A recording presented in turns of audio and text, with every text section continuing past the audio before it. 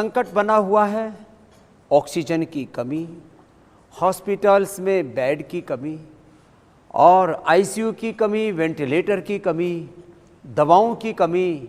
और ऐसे में एक भय और खौफ का वातावरण देश में है। आज हम एनआई के माध्यम से पूरे देश को ये बताना चाहते हैं। सबसे पहले हमने ये गिलोय और तुलसी का काढ़ा, गिलोय और ये तुलसी का काढ़ा जो बताया था, आज भी उसकी उतनी ही प्रासंगिकता है, क्योंकि जिस तरह से लोग संक्रमित हो रहे हैं उनको बचाने के लिए ये गिलोय संजीवनी का काम कर रही है, तुलसी संजीवनी का काम कर रही है। जो संक्रमित नहीं होना चाहते, संक्रमण से बचना चाहते हैं, संक्रमित होने के बाद में अपने आप को इस संक्रमण से बाहर निकालना चाहते हैं और कोरोना के कॉम्प्लिकेशन से बचना चाहते हैं, उनके लिए भी ये संजीवनी है।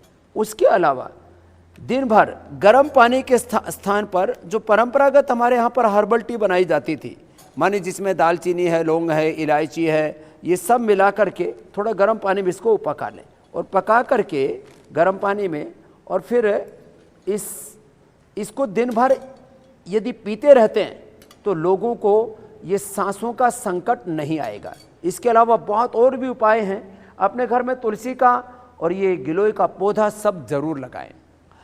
आज हम जो परंपरा से हमने ज्ञान प्राप्त किया, उसमें एक तरीका यह है कि जिनका कोरोना के दौरान बीपी बढ़ जाए तो अपने घर में ही ऐसे ये थोड़ा पानी भर करके किसी भी टब के अंदर और हिप को उसके अंदर डुबो लें। इसको हिप बाथ कहते हैं। ये ब्लड प्रेशर के लिए, ये पेट के लिए, हमारे पाचन तंत्र के लिए बहुत ही ज़बरदस्त है। फिर ब्लड प्रेशर को नियंत्रित करने के लिए, क्योंकि बीपी बहुत बढ़ जाता है कोरोना पेशेंट्स को, उसके लिए थोड़ा सा ऊपर होना बेटा। तो ये तरीका है जो है, ये स्पाइन के ऊपर ये पीछे से मसाज होती है, इसको स्पाइन बाथ कहते हैं। मिट्टी की पट्टी पेट के ऊपर रख देते हैं, मिट्टी की पट्टी पेट के ऊपर और आंखों पर रख देते हैं। ये भी ब्लड प्रेशर को नियंत्रित करने के लिए, पेट को ठीक करने के लिए, डाइजेशन के लिए बहुत ही ज़बरदस्त है। फिर ये ब्लड प्रेशर के लिए ठंडे पानी की पट्टी सिर पर रख दी और आम और इसके फुट, आम एंड फुट बाथ इसको बोलते हैं। नाक के अंदर ये जल नेति का लोटा ऐसे लगाया, एक नाक में लगाया, दूसरे से पानी गिरने लगता, मुंह से श्वास लेते रहे, नाक से श्वास ना ले, बस इतनी सी सावधानी रखें। और फिर ये तरीका तो और भी ज़बरदस्त है। नाक के अंदर ये कैथेटर डाल दिया, इसको मुंह से निकाला ऐसे, तो ये जिनके नाक चौक हो जाते हैं उसके लिए ये त्रिफला का पानी लिया और इसको आंखों में ऐसे लगा दिया। फिर हम ये लहसुन, प्याज, हल्दी, अदरक और उसके अंदर दिव्य धारा डाल देते हैं, वो भी मैं अभी बताने वाला हूँ। और इसको फेफड़े पर, छाती पर ऐसे लगा करके ऊपर से लपेट देते हैं, इसको लपेट बोलते हैं। तो ये भी बहुत ज़बरदस्त है जिनका रेस्पिरेटरी सिस्टम वीक है।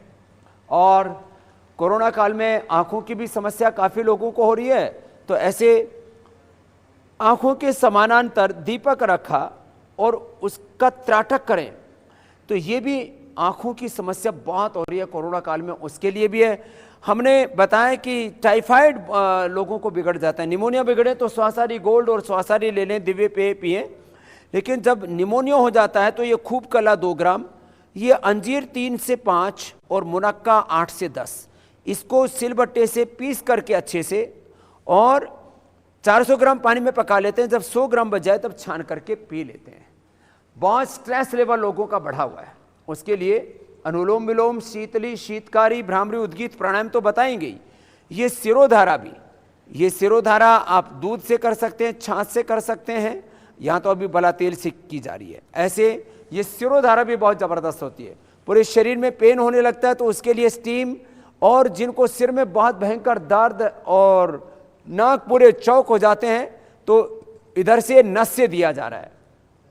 और आंखों की समस्या कोरोना पेशेंट्स को बहुत हो रही है, उसके लिए ये अक्षय तर्पण है।